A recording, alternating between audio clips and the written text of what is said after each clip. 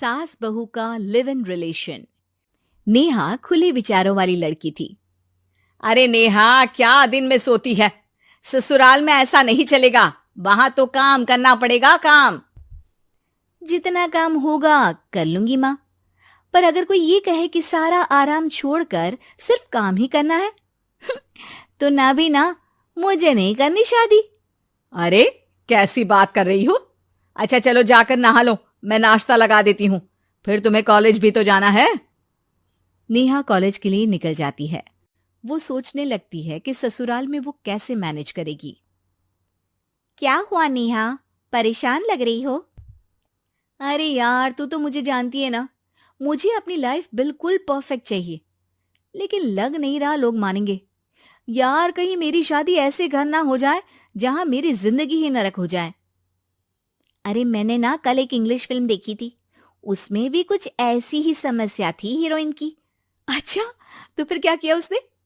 उसने तो अपने होने वाले पति से साफ साफ कह दिया कि वो पहले उसके घर कुछ दिन तक बिना शादी के रह कर देखेगी, और अगर ठीक लगा तो ठीक, वरना तेरे मेरे रास्ते अलग। अरे हाँ यार, ये तो बिल्कुल सही आइडिया दे रही है तू मुझे। चल मैं तो चली, थैंक्स यार, तूने मेरी प्रॉब्लम सॉल्व कर दी। ये बोलकर नेहा खुशी खुशी वहां से निकल जाती है, लेकिन पीछे से उसकी सहेली कहती है, अरे नेहा, नहीं नहीं, कुछ नहीं सुनना मुझे। ये बोलकर वो वहां से चली जाती है। हे भगवान, पूरी बात सुने बिना ही चली गई। अरे वो तो विदेशी फिल्म थी, वहां सब चलता है, लेकिन ये तो भारत है, सभ्यता और संस्कारों वाला देश, जहां शादी से पहले लड़की को ससुराल में नहीं रखा जाता। खैर, नेहा मस्त होकर घर आती है। नेहा, कल तुझे लड़के वाले देखने आने वाले हैं, और हाँ, इस बार कोई बहाना नहीं चलेगा। हाँ हाँ, आने दो आने दो, मैं तैयार हूं शादी के लिए। अगले दिन लड़के वाले आते हैं, जहां लड़का कहता है, मुझे अकेले में लड़की से कुछ पूछना है। हाँ हाँ, क्यों नहीं बेटा, जाओ नेहा, घर तो दिखा दो इन्हें। नेहा भी खुश हो जाती है कि उसे मौका मिल गया है लड़के से अपनी शर्त रखने का। देखो, मुझे ना शादी से बहुत डर लगता है, पता नहीं कैसी लड़की आए, तालमेल बना पाए कि नहीं मेरे परिवार से। मैंने कई घरों में रोज का क्लेश होते देखा है। तुमने तो मेरे दिल की बात कर दी।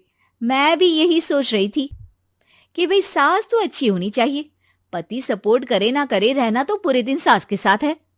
लेकिन मेरे पास ना इसके लिए एक बहुत अच्छा आइडिया है। अच्छा, कैसा आइडिया? क्यों ना शादी के पहले मैं कुछ दिनों तक तुम्हारे घर आकर रह लूं, तुम लोग मुझे समझ लेना, मैं तुम लोगों को समझ लूंगी। ठीक लगा तो शादी, वरना टाटा बाय बाय। क्यों? लड़के को नेहा की बात में दम लगता है। वो घर के सभी लोगों के सामने नेहा की बात रखता है। अरे पागल हो गई है क्या? ये कैसी शर्त है? अरे शादी से पहले मैं क्यों तुझे किसी और के घर भेजूंगी रहने? अरे लड़की के ख्याल तो 20 साल आगे के हैं, इतनी भी खुले विचारों वाली लड़की नहीं चाहिए हमें। अरे माँ, क्या बुरा और गलत बोल रही है ये? रहना तो हम दोनों का है ना। कल को कोई परेशानी आई तो तुम सब तो ये बोलकर निकल जाओगे कि जिंदगी तुम लोगों को ही निभानी है। तुम लोगों को जो करना है करो, तब क्या करूंगा बताओ? सबके समझाने पर वो लोग मान जाते हैं। वाह, मैं 2-3 दिनों में पैकिंग कर लूंगी, तो आकर मुझे ले जाना। और नेहा पहुंच जाती है विशाल के घर। आओ आओ, ये रहा तुम्हारा कमरा। इस घर में तुम एज अ गेस्ट रहो, लेकिन माँ तुम्हें बहू की तरह ही ट्रीट करेंगी, और तुम भी उन्हें सास की तरह ही रखना। बस फिर क्या था, शुरू हो जाता है लिव इन सास बहू का ड्रामा। अरे चाय तो बना दे बहू।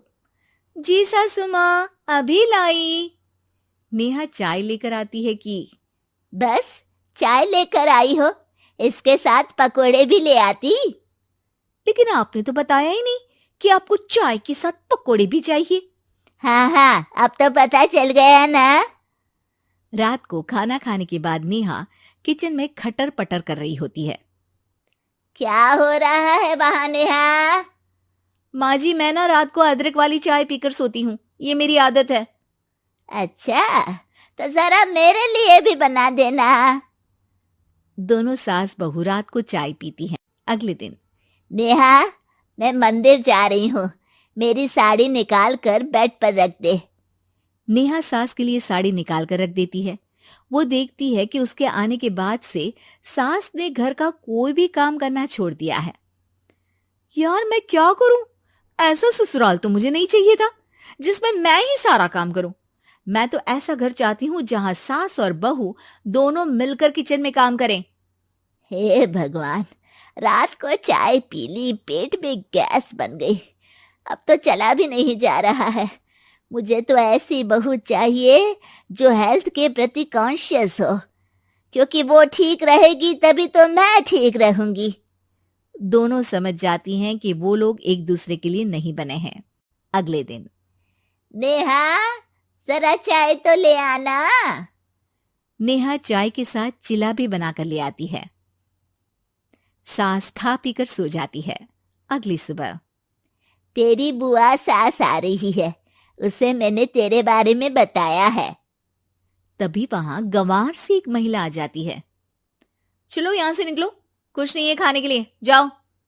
ए नेहा, तमीज से बात करो, ये मेरी ननद यानी आशीष की बुआ है। हाय रे दैया, इतनी आकड़ वाली लड़की! अरे यही है ना जो शादी से पहले ही आकर बस गई है यहाँ पर।